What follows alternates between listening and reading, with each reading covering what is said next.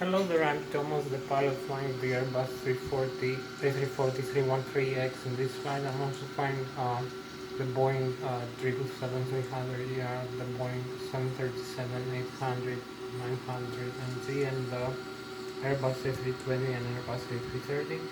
And so in this flight, we're going to be flying from Zurich International Airport back to Zurich International Airport, just making around Switzerland, flight level 250, 25,000 feet. And we're going to be flying with Mach 0.84 and maybe 8.6. Right now I'm in the cockpit for the pre-takeoff preparation um, for the pre-takeoff preparation of the Airbus A340-313X. Uh, I'm going to be showing you some of the Airbus A340-313X, this aircraft systems, the cockpit layout, and the fly-by-wire system. And I'm going to be making an engine start demonstration before takeoff and flight. Um, so we are located now at the runway 14, and I'm going to be showing you the cockpit now. So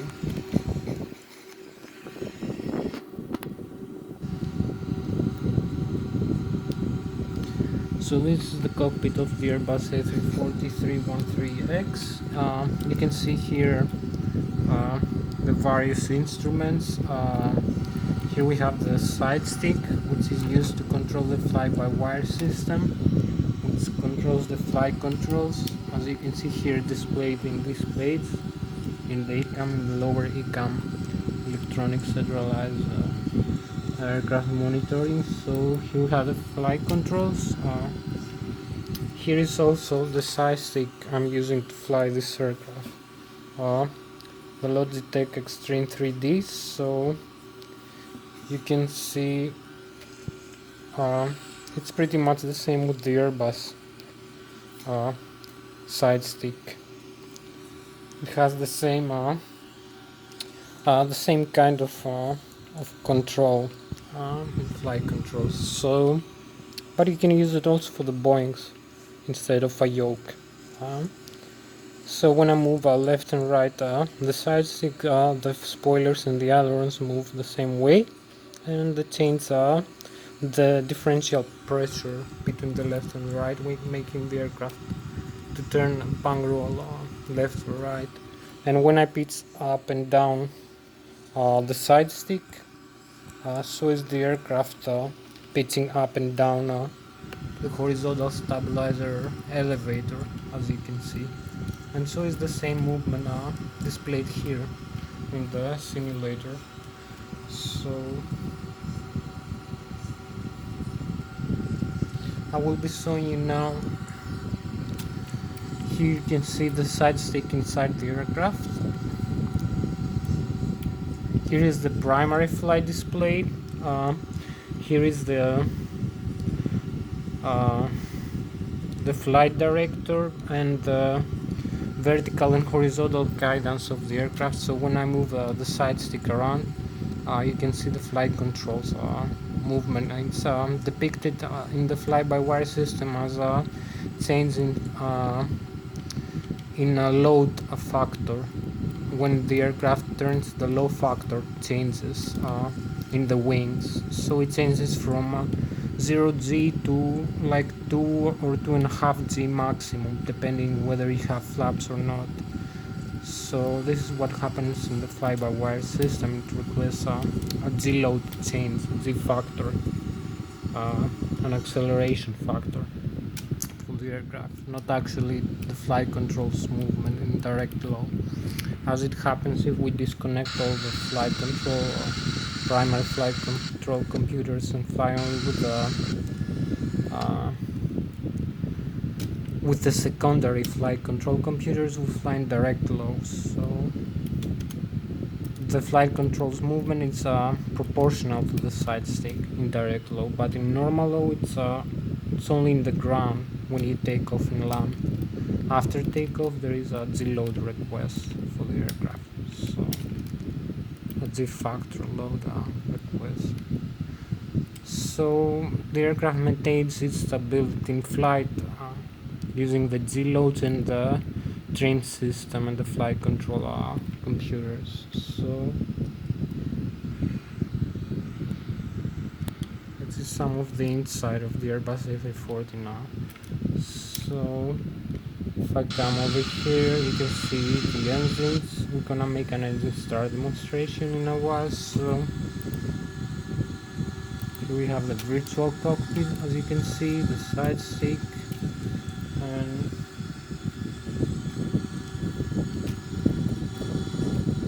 you can see the overhead panel. Here in the primary flight display, you can see also the speed tape over here in the left. We have the speed displayed. The minimum speed display is 0.440 knots, and the barometric altitude above sea level is 1,430 feet right now. And you can also see other functions, like if I move the thrust levers forward to the takeoff position, or to the flex MCD, or to the maximum climb. You can see here in the flight mode annunciator the thrust mode, and the auto thrust is in blue right now. It's armed, not active. So if I use manual takeoff, go around, or flex, continuous thrust, maximum continuous thrust, manual MCD, or thrust glide. Now we have the auto thrust active after we move from takeoff, go around, to auto thrust, thrust lever glide, maximum glide power. So you can see the engine thrust here produced in the upper ECAM display. You can also see some additional over here in the lower ECAM. So when I move the thrust levers all the way forward, you can see the thrust is increasing from 32 right now to, it's going to increase the takeoff, go around about 93.9% maximum. So this is the N1, which is the low speed, low pressure compressor stage of the engine, the exhaust gas temperature, and the N2, which is the high pressure compressor stage, high rotor stage of the engine. 61% about in idle right now. 24% in idle is the N1. So the fuel flow is 2,000 pounds per hour per engine, or 8,000 pounds for all 4 engines that we have right now installed in this aircraft. You can also see some other factors about the engine, like the fuel used until now. It's 510 pounds per engine. The oil quantity, the pounds per square inch, the oil pressure, the oil temperature, and the vibration of the N1 stage and of the N2 stage, the nozzle air temperature. So you can see the gross weight here we will input when we turn off the engines. So you can see some other factors here for the aircraft. Maybe we can see here if I turn the dome on, maybe a little bit more light. So here you can see the deadens of the auto thrust system for the thrust levers. We have the manual range, we have the idle, we have the reverse, which is moved by this controllers over here. Now we are on the reverse, now we disarm it. And so we have the glide, maximum glide. Over here the maximum continuous flex and the takeoff ground. And here you can see the pitch trim of the aircraft. This wheel pitches the aircraft tail horizontal stabilizer up and down. So you can see the horizontal stabilizer here. You can see when I move the side stick also the flight controls, like the ailerons, and I can move the rudder using the rudder pedals, and the movement of the elevator up and down. You go like 15 degrees down and 30 degrees up maximum.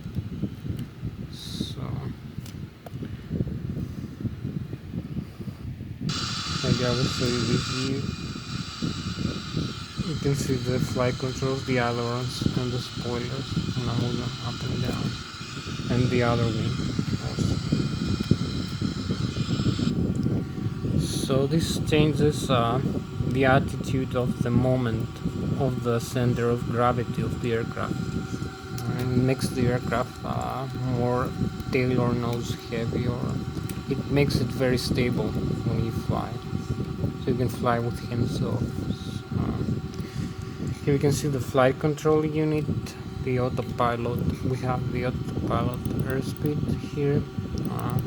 You can set it for takeoff, and it will display over here in the flight control, in the flight mode annunciator.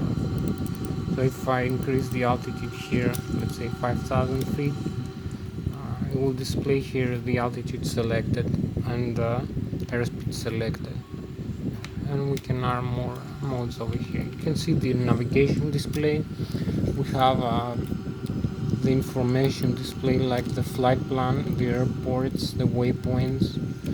We have terrain map, not simulated with this simulation, and radar also, weather and terrain radar. So you can turn the radar here on.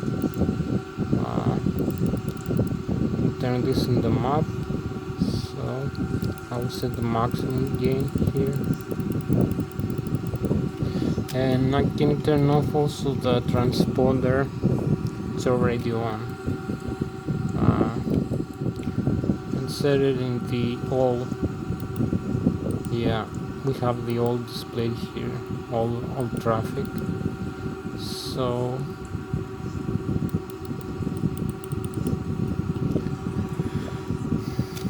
it's gonna give a traffic alert here. It will show the other aircraft that fly around, the altitude difference between our aircraft and the others. So let's see a few more aircraft systems here about the Airbus A340. So I can use also this view, the Jamsi. It's also very nice view for the aircraft, for the cockpit of the aircraft. See the thrust levers here, how they move from this position, and the pitch stream.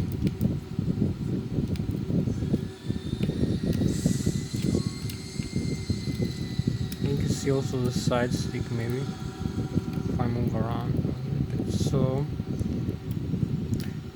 I will take off this now, the ECAM, and show you a few more things over here. So in the overhead panel here we have the electrical, the air system. So this is the bleed, the air bleed from the engines and the APU. I will have to turn the APU on right now, the auxiliary power unit here. I will turn the master switch and the start on. And you can see the APU gonna start, it's a small turbine. Is starting increasing its and exhaust gas temperature. The flap is open at mid-air, so we have this is closed, and the APU electrical generator is closed. So you can see here the engine has started, the auxiliary power unit. It's gonna be available in a minute or two.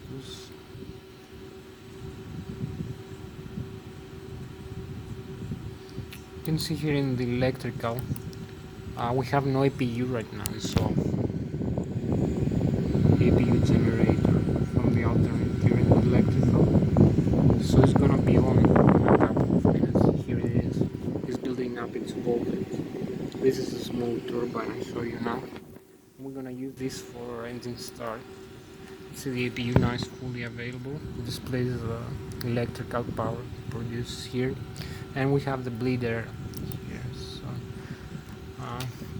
if I'm gonna turn off the engine bleeds, you're gonna see here we're gonna have no engine bleed air.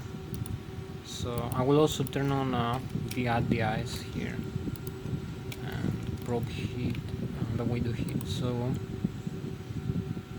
the probe and window heat for the pitot static, installed anemometric. So when I turn off the engine bleeds, there is no bleed air from the engines, and you can see the pack here goes to the low. The pack admits the pressurizer from the engines to pressurize the hydraulic fluid, and this fluid is used for the flight controls, the elevator, the horizontal stabilizer, the rudder, the ailerons, the spoilers, the speed brakes, the nose wheel steering, the landing gear extension and retraction, and other systems, and also for pressurizing the cabin when the aircraft climbs, or depressurizing it when it descends. So I will turn on the bleed now again, or leave it off, and I'll show you that when I turn the APU bleed on, there is air admitted from the APU pressurizer. It has 14 psi right now from the engine. Perhaps from the APU is the same, so maybe a little bit more, maybe like 48 psi from the APU. So now we'll show you the electrical panel over here. We have the batteries installed, battery 1, battery 2. I can turn on battery 1, battery 2 for display of the voltage when there is no other display. I can turn off the batteries, showing the direct current. Now turn the batteries off from the contactors and the battery buses. So when I turn them on again, you're gonna see displayed voltage here. When you turn off the batteries, no voltage. It's off, displayed here with this message.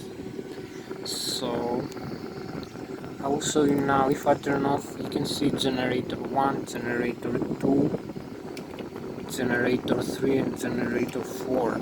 I will turn off all the engine drive, IDG, the grade drive generators from the engines. You can see the AC buses, AC bus 1, AC bus 1, 2, AC bus 2, 3 and AC bus 2, 4. This is for the left and the right wing engine.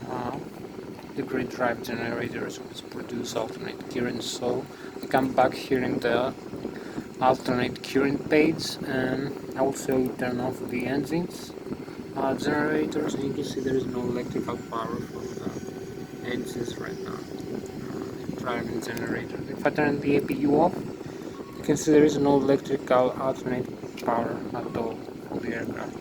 It's only the primary flight display and the upper ECAM left working this mode. So you can see here displayed the electrical DC bus 1 and 2, electrical AC bus 2 and electrical AC bus 1. Okay.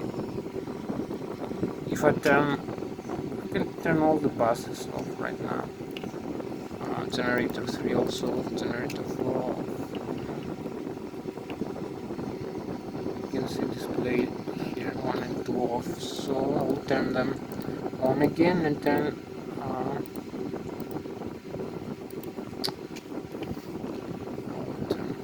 on again, and we're gonna have some electrical alternate current power back into the aircraft.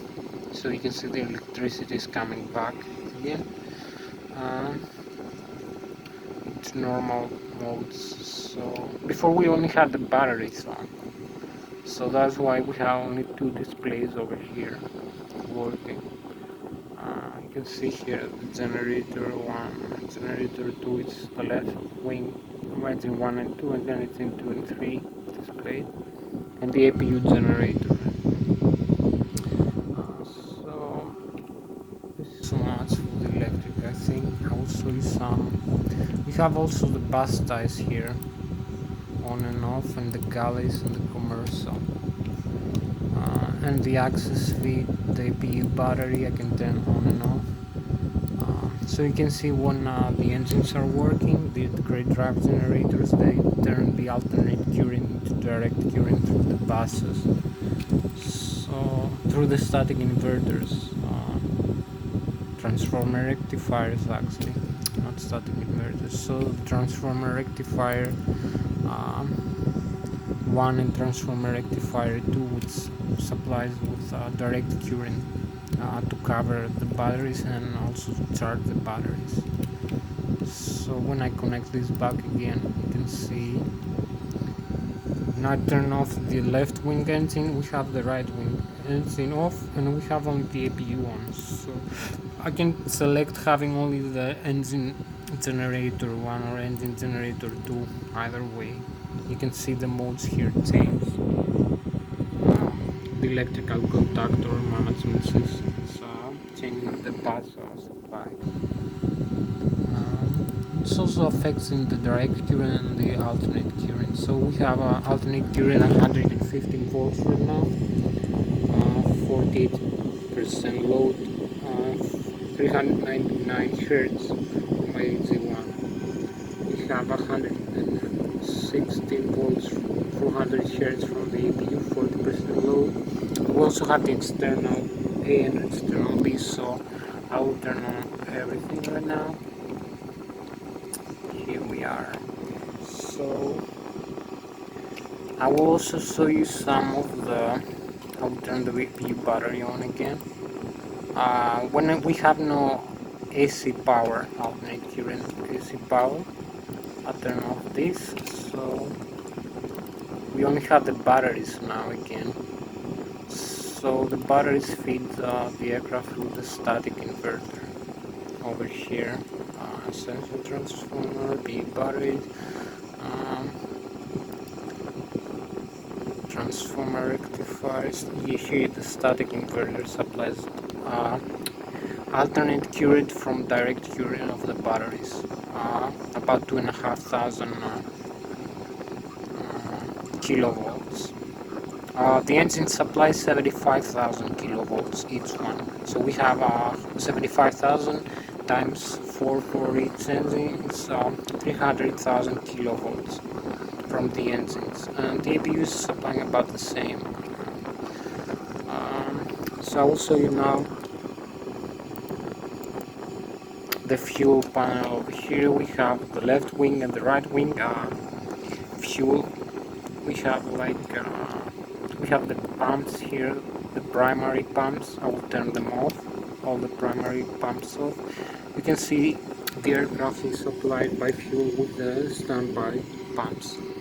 We have 2 pumps for each tank, and it needs to be supplied with pumps into the engine. So the outer wing tanks have no pumps because they feed by gravity. So it's the trim tank is the horizontal stabilizer that they only have pumps to send the fuel back into the trim tank or the wing tanks, the other wing tanks. And we have the X-feed. When I turn the X-feed on here, you can see the X-feed valve turns on. So the X-feed will supply any engine by any pump in any tank. In case of an emergency, like we have no fuel pumps working, one wing tank gonna have fuel imbalance in the end. So we use the X-feed valve to supply the engines over here. You can see the fuel used by now, and the fuel left in the inner tank is 31,200 pounds, and the outer tank 1,950. The trim tank of the tail is 3,310 pounds. So we have left and right wing tank, and the center tank is 0. Total fuel use 4,590 pounds. If I come here in the hydraulics, you can see the hydraulics page display over here. And this is the hydraulic that moves the flight controls, the landing gear, the steering, controls the aircraft, the nose wheel steering, the speed brakes, the reverse thrust, some other functions, maybe the engine levers, the manual and automatic trim of the aircraft is also.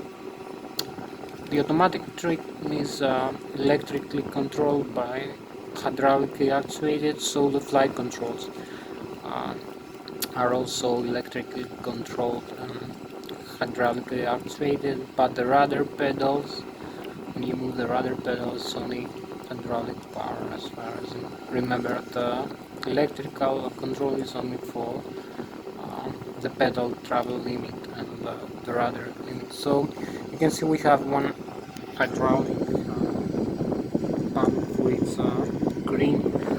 The green is the engine number 1 and engine number 4. So if I turn them off, you can see the green system will go down.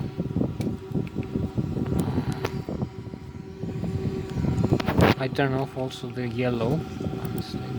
Turn the green off. You can see the green is going down. It's decreasing in psi. From 3000 psi it goes down to 2000 right now.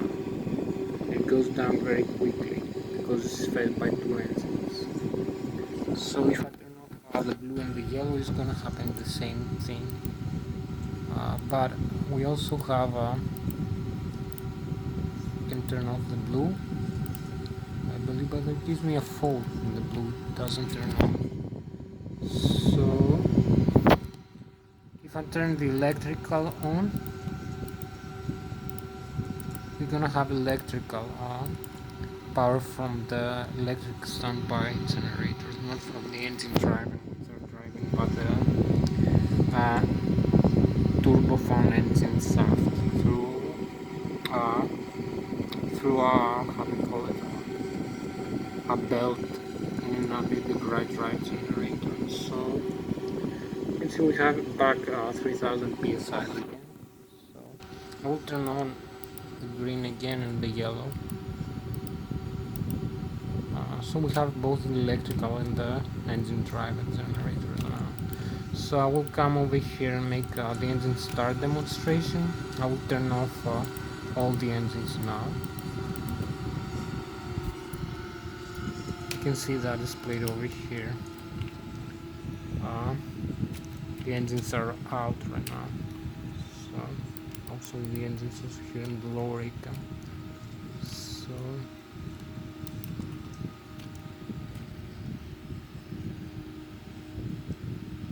you can see it has gone to the yellow.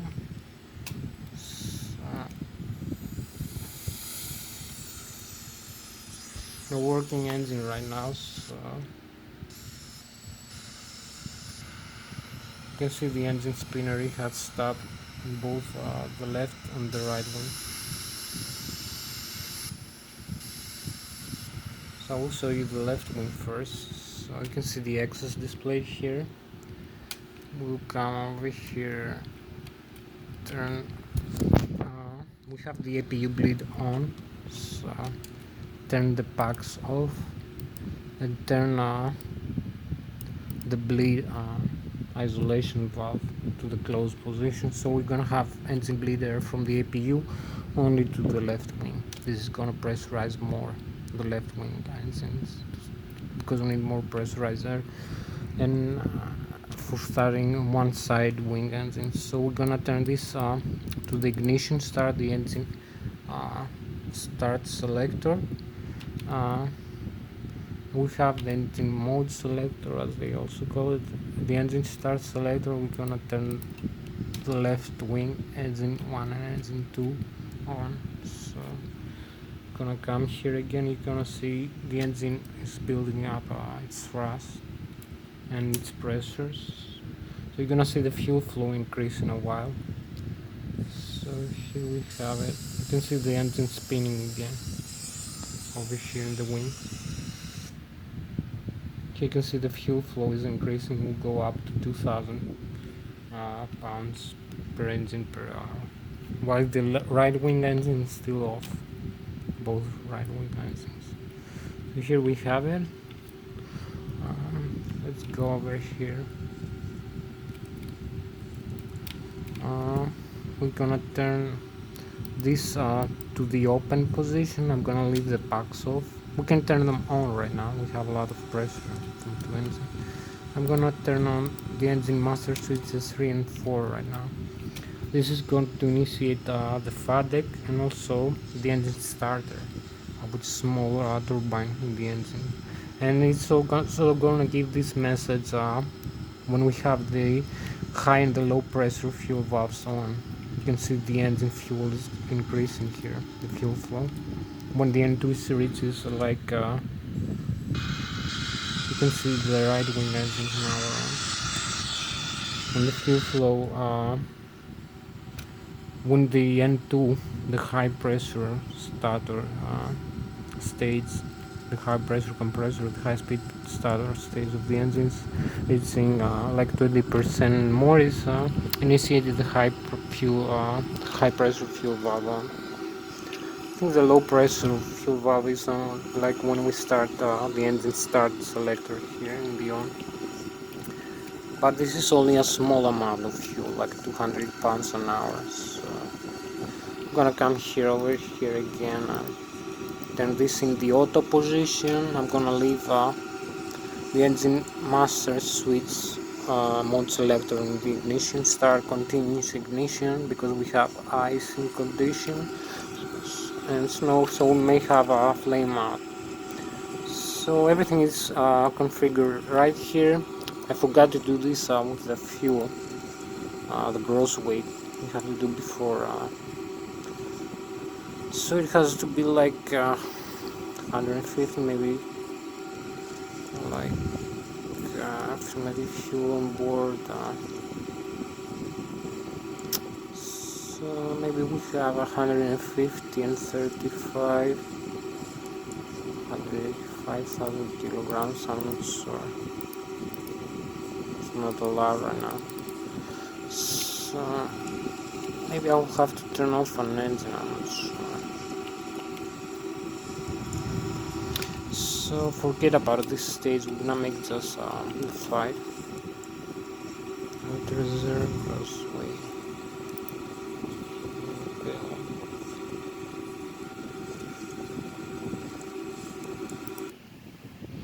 So this in pounds, we need in kilograms.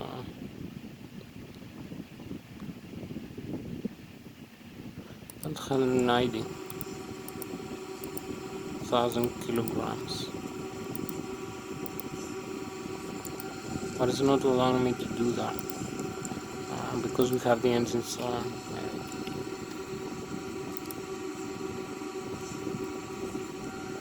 Oh, I can do it here, grossly. Fuel on board, just maybe fuel on board. So this is right now.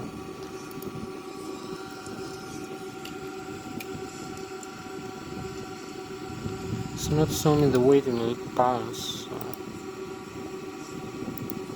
380,000 pounds. So it should be in kilograms, but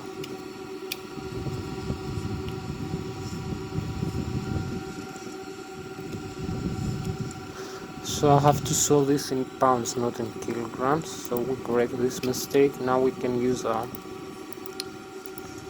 gonna make a flight plan from Zurich International back to Zurich International.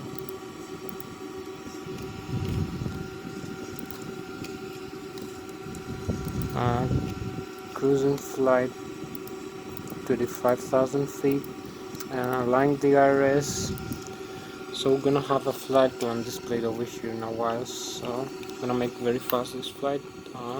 We'll have 45 minutes to complete this video because the simulation is time limited.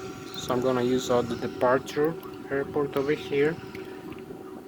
You see the departure runways 14 over here. The runway length 3,300 meters. It's 3,700 meters. Its heading is 137, and the ILS frequency 110, 108.3, I think. Yeah. So I'm gonna use this Transui insert. You're gonna see the flight plan. Start building here the flight path. I'm gonna talk to you about later. So we're gonna make the arrival now. Over here, pick up on arrival.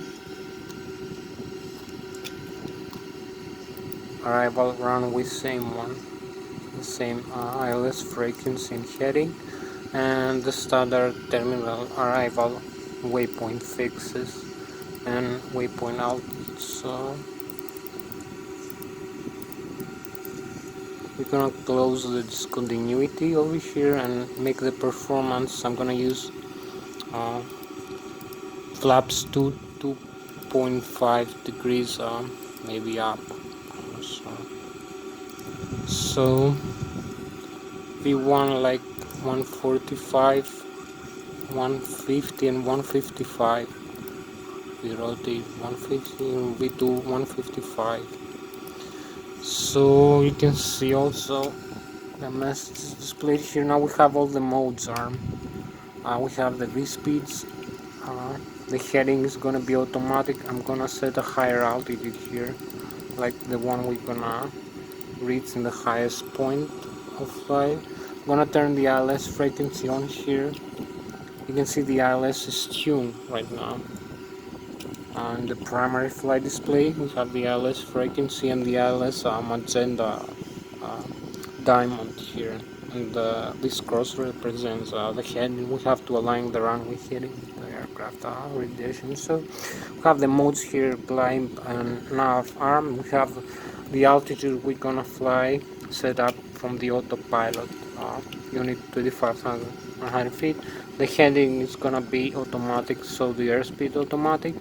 For this flight I can make it manual if I want.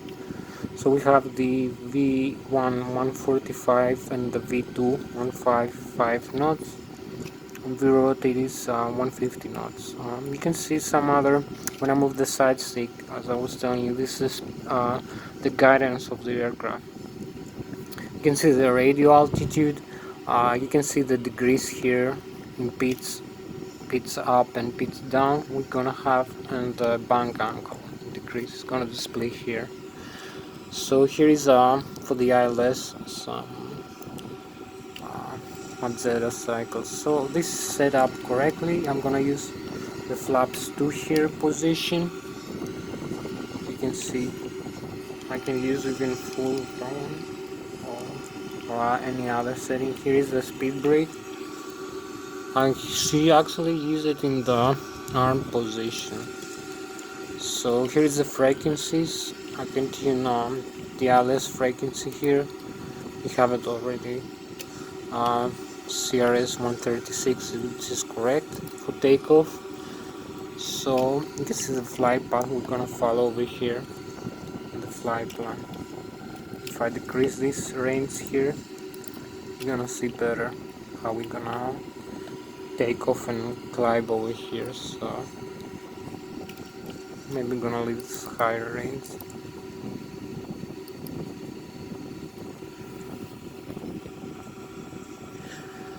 So we have pretty much like 30 minutes left for this video and 40 minutes for the simulation rates. For the simulation is time limited, so we're ready to take off now.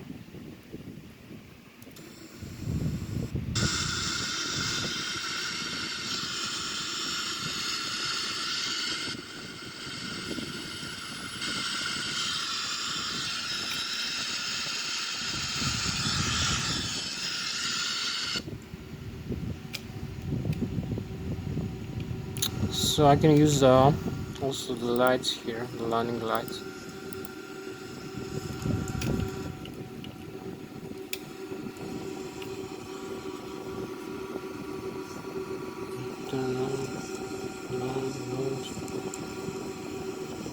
You can use it in the takeoff position over here. The nose light also. So you can see we have some more light over here. Takeoff.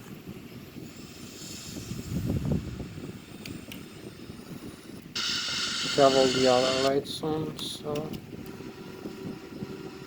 you can see the landing here. I'm gonna retract after takeoff. So I move the thrust levers here in the takeoff, go around position all the way forward. You can see the arm modes over here, the manual takeoff, go around. I can use flex for takeoff if I want.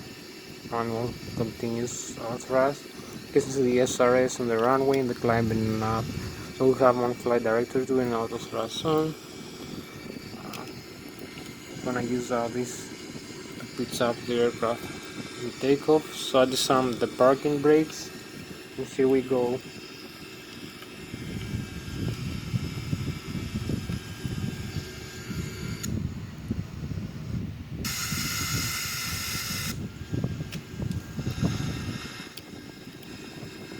You can see the engine, the thrust here, and also the modes, and the airspeed is increasing over here.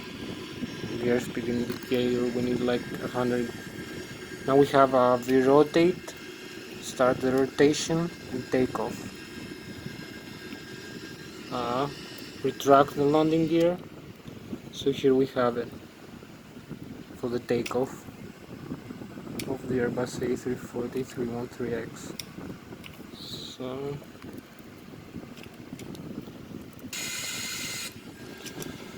So you can also see here we have the radio altitude above the ground level right now. It's 1180 feet above ground level. We have some more aircraft here flying around us.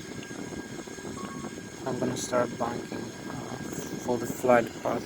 I'm gonna be there soon.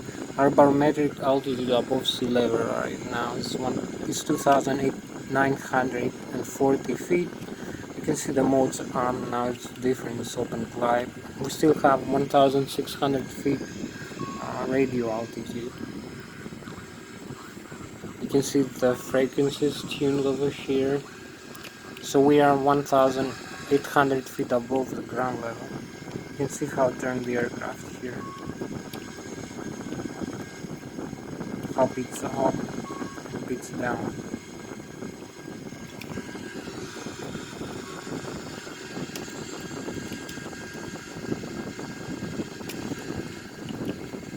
So you can see the airspeed is very low right now. I'm gonna use the takeoff go around again. Now we cross 4,900 feet gliding.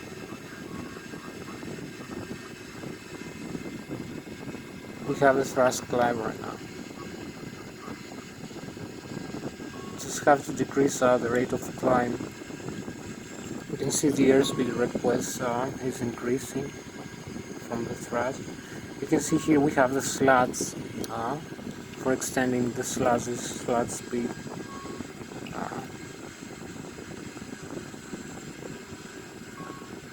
Have the slots and the flaps. So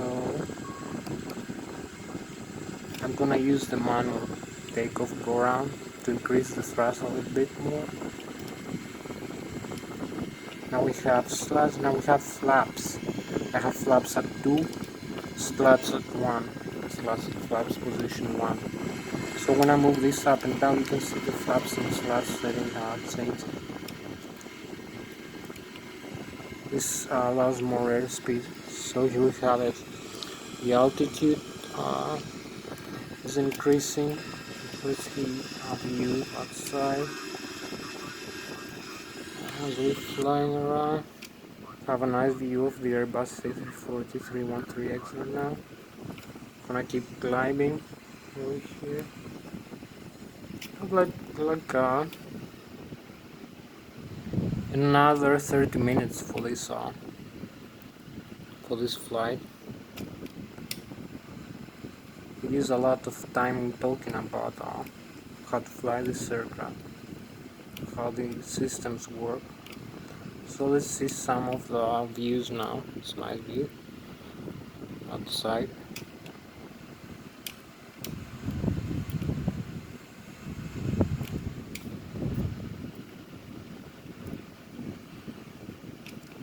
You can see a view around Switzerland. Here is Germany. We're gonna be overflying Germany in a while. So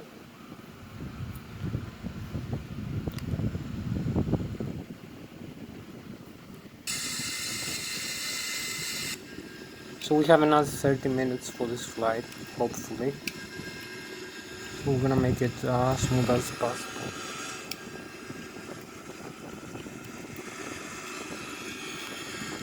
You can see here the flight plan display. It's the whole flight plan from the beginning to the arrival. We cross another waypoint. Now we go change direction. Retract the flaps over here. We can use manual takeoff, go around thrust, maximum thrust over here, as you can see, for 10 minutes. But I believe when it's icing condition and cold right now, it's gonna use for more. You can see the N1 is 94.3%, the N2 is 96.2, like the mode here, 94.3. The climb mode calculated by the flight management guidance computer over here, and the auto thrust and the FADEC is the full authority digital engine control. So let's go for the next waypoint over here, which is 22.2 nautical miles away from us. You can increase the range. You're gonna see more airports. You can see Germany over here. You can see Switzerland over here. You can reach even Italy and France. This heading where is where maybe we will see Italy in a while. Some Italy airports. So this is a kind of GPS display. So now leaves this range. You can see this green line displays the vertical rate of climbing 1,000 feet per minute. So right now we climb with a rate of 3,600 feet per minute. So if I decrease the rate of climb, if I move the side stick forward here, I can decrease the rate of climb. I can level off to 0 or to start descending. So right now we go with 1,200, 1,400, 1,500, keep increasing. I believe like 3,000, 2.5 to 3,000 feet per minute. Okay, you can see the airspeed here. We should be having the Mach speed displayed here. We'll have to turn the ILS off maybe. I'm not sure I'm displaying the Mach yet. So Mach is 0.623 and 299 knots approximately for this altitude of 17,500 feet. You can see our next waypoint over here. You can see we have the vertical speed plus 1,000 feet displayed over here, also in the flight control unit in the autopilot for reaching this altitude of 35,100. You can see the speed here and the heading here, which is managed.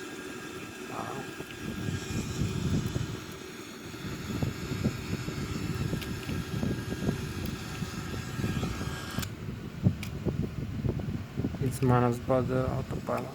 So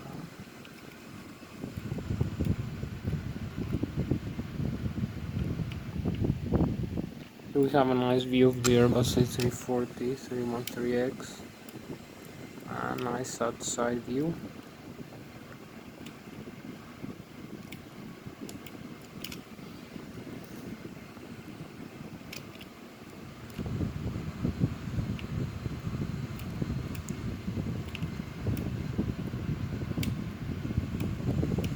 You can see how cool this aircraft is.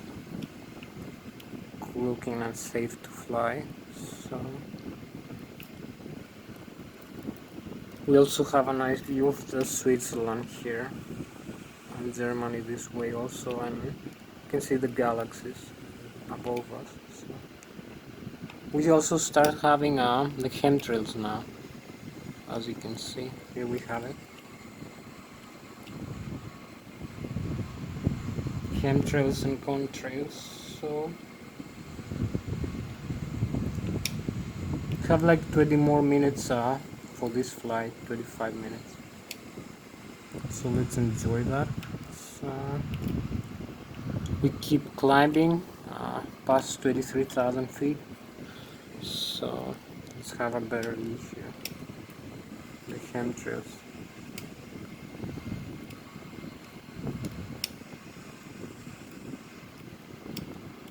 You can see the engines are sending out a lot of this vapor. This is frozen vapor actually.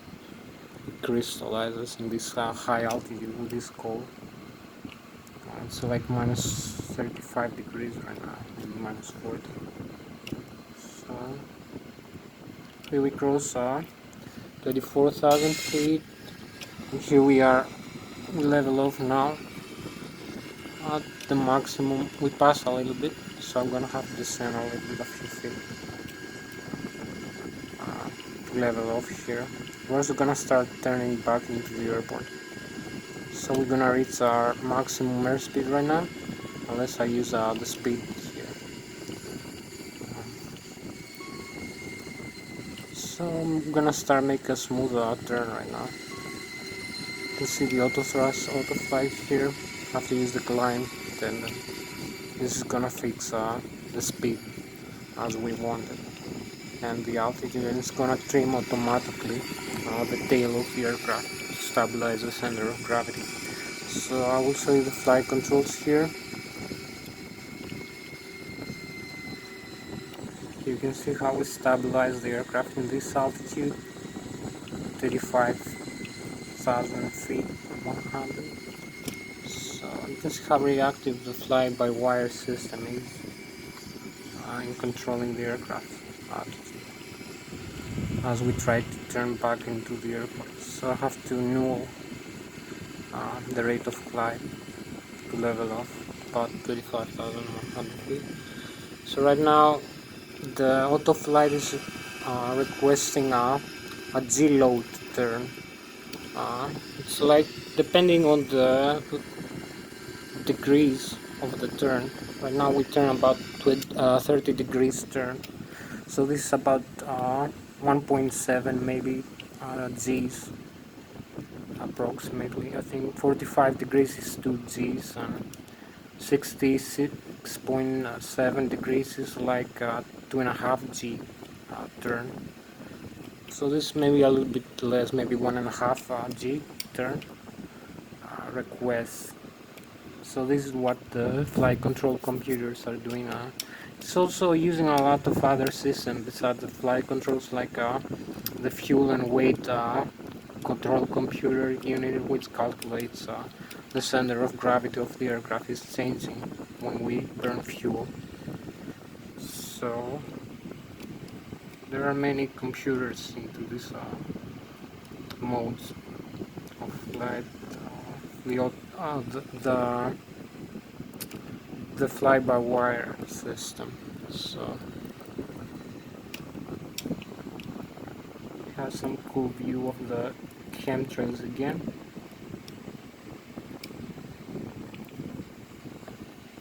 You can see the star sign. This now looks like a spacecraft actually. It's nice. Going into the galaxies. Have a nice wing view. The other wing view actually, you can see here.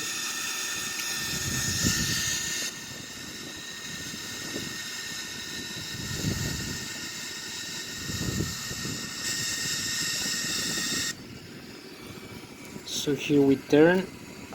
We have picked up a little bit more than we should because I left the control, and we have to go very fast back into the airport. We have like 15 more minutes to finish this flight.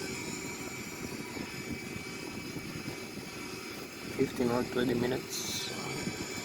Gonna use over here the flight management computer, flight management guidance computer, come to the direct and use the direct into this maybe waypoint.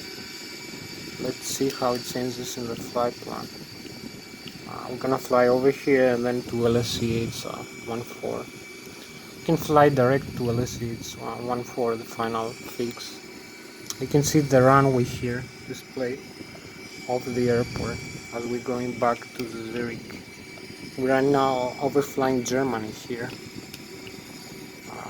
The borders between we flew over Germany and we turned back into the Switzerland airspace. So here we go back into the Switzerland again. You can see a lot of star sign here above. You can see how we keep turning the aircraft. Beautiful view over here.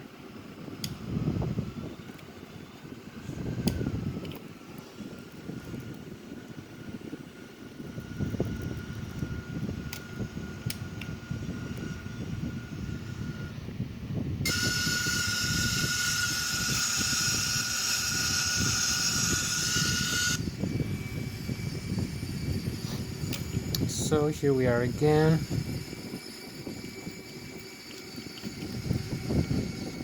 We're gonna turn back into the airport directly over here. Maybe decrease the range, have better display where we are.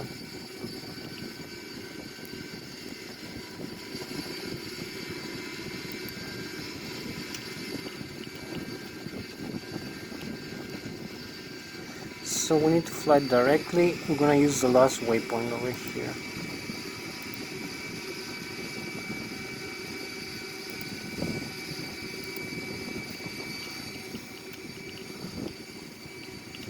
So you can see the pit stream, which is automatic. It's pitching down the nose a little bit. It's 0.6 degrees down, 0.7, 0.8. Tries to hold level the aircraft over here as we turn. So if I stop turning, we don't need to turn right like that. We're gonna need to go straight and a little bit to the other way, to the right. So we have quite a lot of airspeed right now. We have Mach 0.742, 320 knots.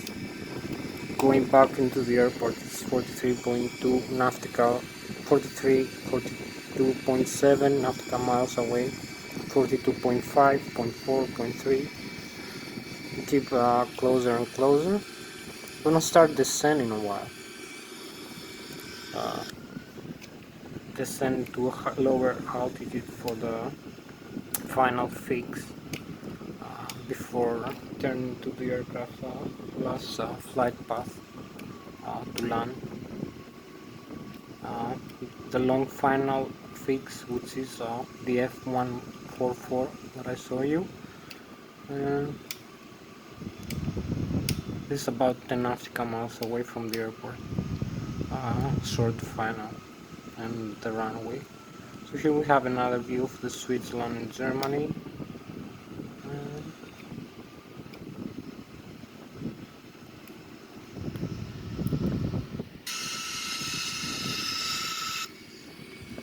Nice views. We're close enough to start descending now, so I'm gonna decrease the altitude here in the autopilot.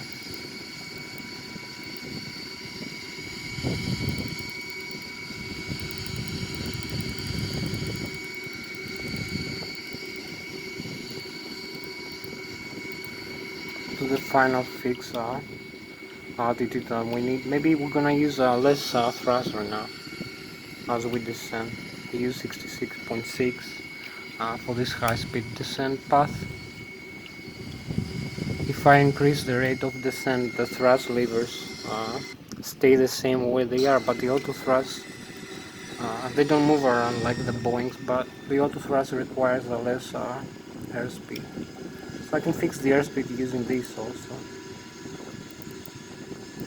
Decrease it like 250 knots right now.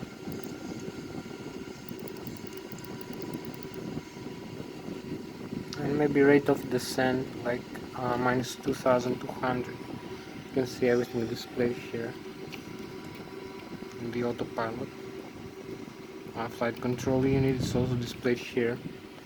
The flight mode annunciator and the primary flight display as we descend. So now we're gonna have to decrease the range because we are much closer into the airport. So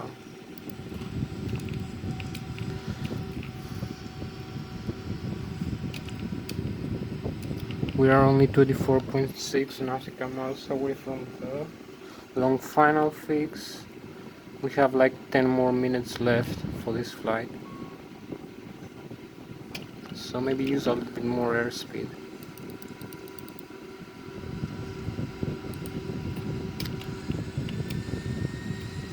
For this descent, keep descending.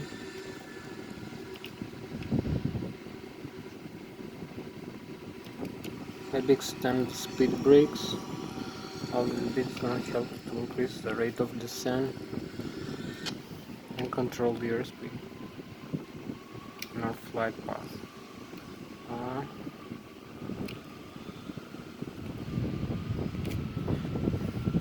Have like 10 more minutes to go, so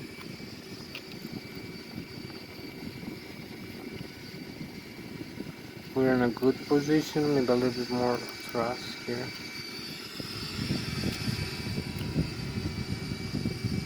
As we descend.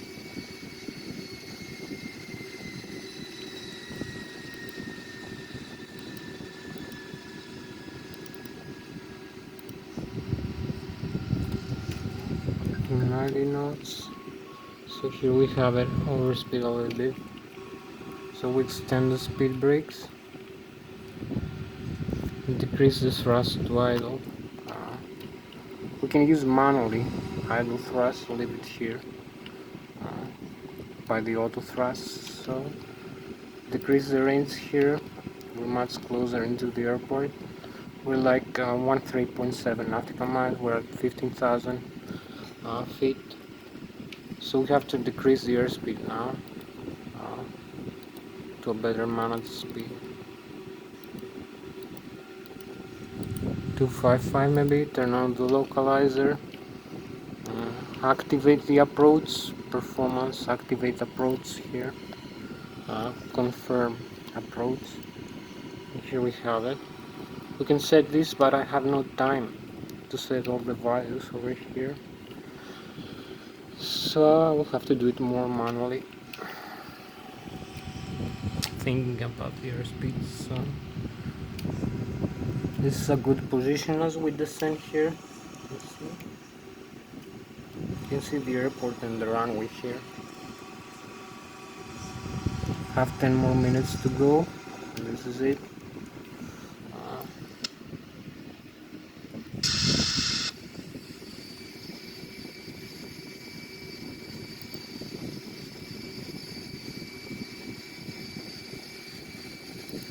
Maybe it says this.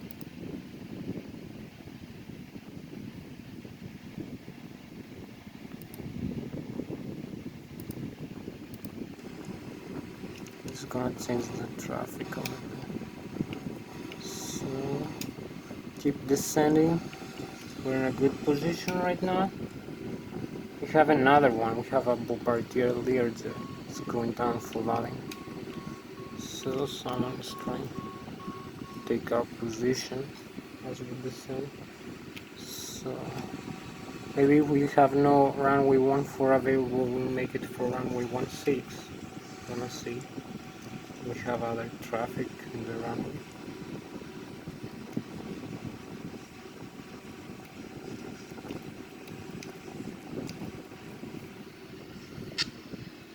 Here you can see the runway.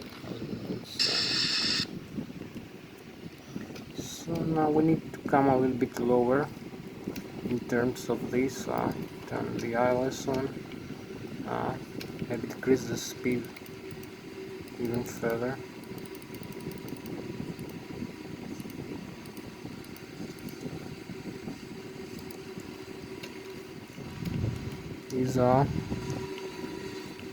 Is the landing gear now, maybe. It's gonna help us decrease our airspeed. So we pass through this point here. We keep decreasing the airspeed. We're gonna use more flaps over here. You can see how we turn into the runway heading. Also over here. We have the river in front of us, so you can see the landing gear here extended. You can see how we turn. I'm gonna keep the airspeed at 155 knots right now for this descent. Here we have another maybe 5 minutes left for this video to end. So we have to be like a little bit faster.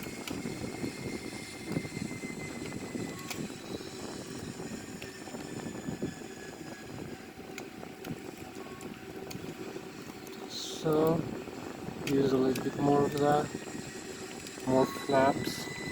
You can see we are aligned very nice with the runway, but we have some traffic over here in front of us. Maybe 2 other aircrafts are trying to land over here.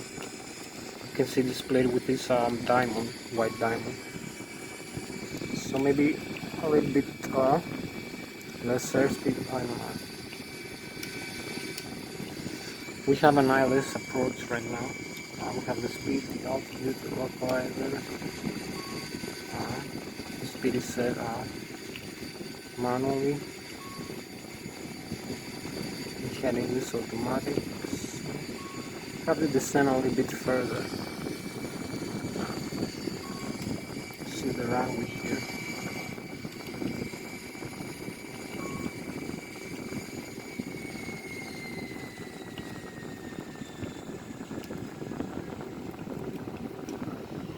We are 2,500 feet above ground level.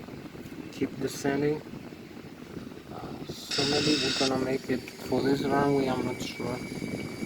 Unless the other aircraft is gonna change direction.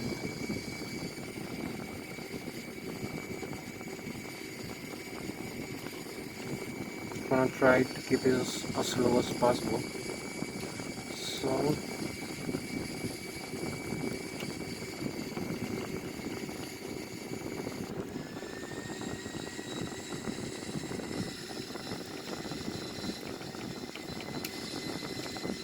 you can see the other aircraft has landed as well in the runway, so we're gonna have to be very cautious if we're gonna land behind it. Still inside the runway, not having cleared the runway completely. So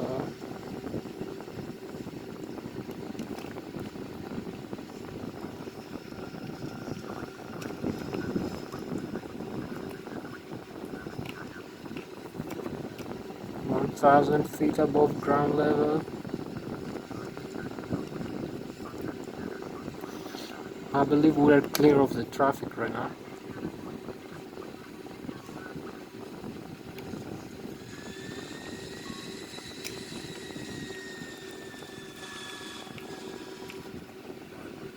.500 above the ground level. Use a little bit more airspeed. Trying to align. 300. 200.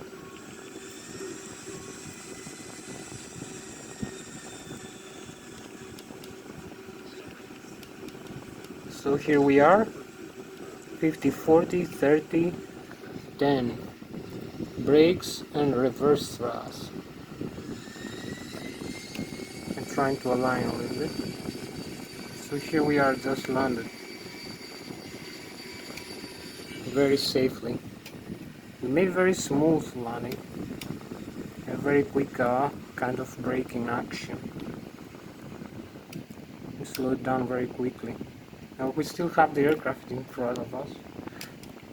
So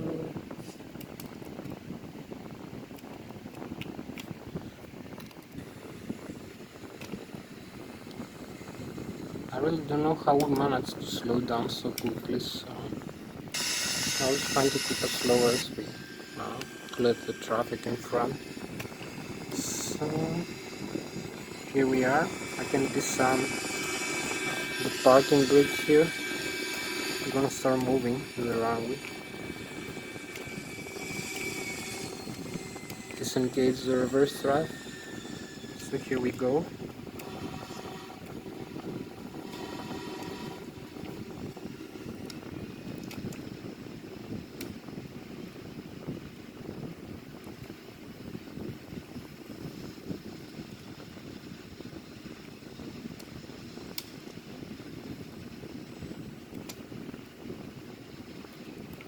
You can see that the aircraft, its landing gear and its nose wheel is completely safe.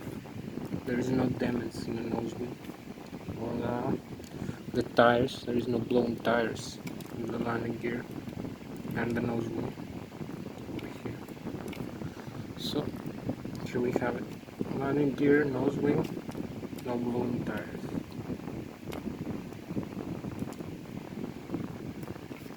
And no broken struts or landing gear metals. So we have like 8 minutes more left for this simulation to end. So here we go. I'll be taxiing to a runway.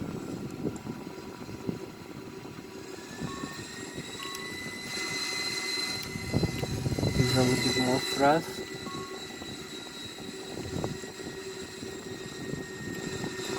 To the overhead panel again.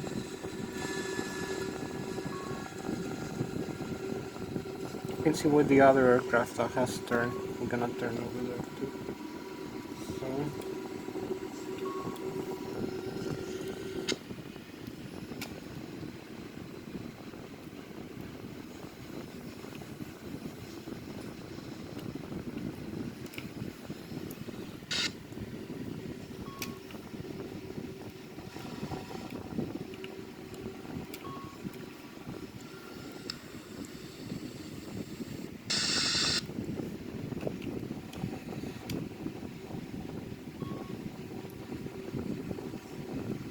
you see us with taxiing.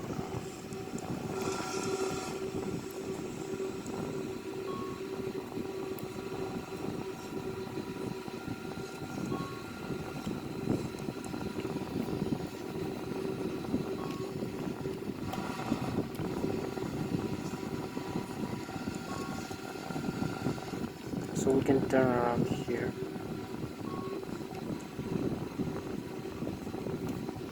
As you can see.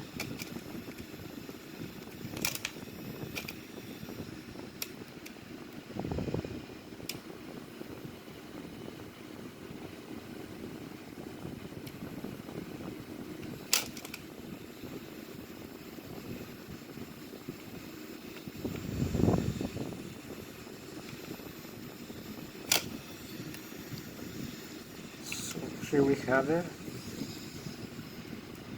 We turn around from the runway. Use the parking brakes. We can taxi all the way over there to the gates of the airport. So you can see the landing gear is usable. The wheels of the aircraft and the metal struts. You can see every part of the aircraft is safe from the landing and the flight. There is no messages displayed here in the econ, like warnings. It's the flight control, the ailerons and the elevators and the speed brakes over here, and the spoilers. You can see the systems. They use a yellow, green, green, blue, yellow, green, and the primary flight computers and the secondary. We have 3 primary and 2 secondary computers, each one using a blue, a green, or a yellow hydraulic pressurization system actuator. Each one from its engine, engine 1, engine 2, engine number 3, or engine number 4. So you can see when I move the side stick here, I'm also moving the flight control levers over here. Here's the side stick I use for flying this aircraft.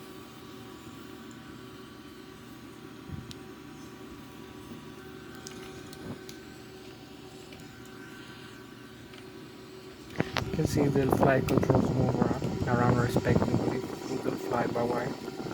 So it's also depicted here to this side stick.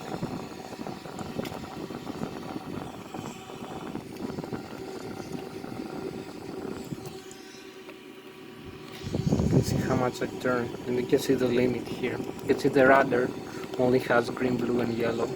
The elevator has green, yellow, blue, and green. Hydraulic system when I pick up and down. The elevator of the aircraft and the trim. You can see the trim here. There's the trim here, trim buttons. So here's the rudder using the rudder pedals, the rudder limit, you can see, and the spoilers with the ailerons. So you can see also here, I will show you one more time the wheels of the aircraft. There's no damage wheel. You can see the temperature of the tires, and the wheels are down, so it's correct. It's normal for this aircraft. So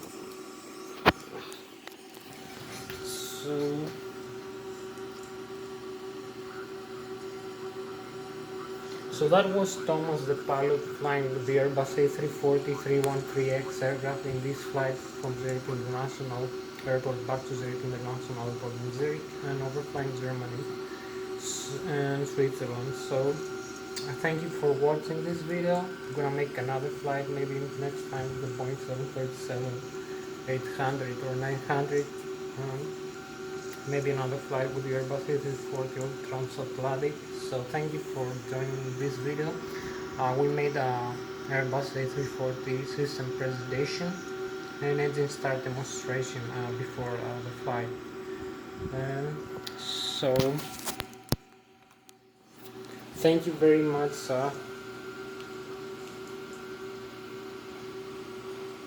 Thank you very much for joining me. And I see you in the next flight. Bye bye.